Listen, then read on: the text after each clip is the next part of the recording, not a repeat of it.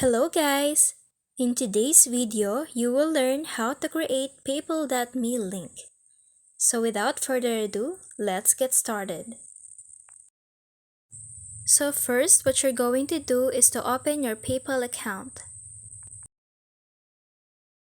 And then you can see right here the yellow option, Send and Request. So just simply tap on Request.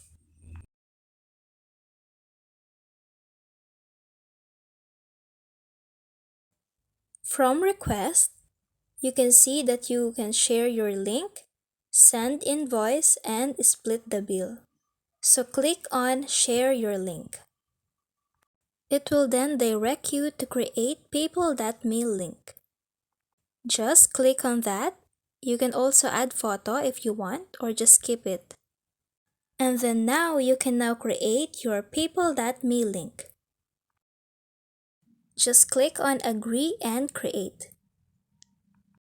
And then tap on Done. And that's it. Thank you for watching.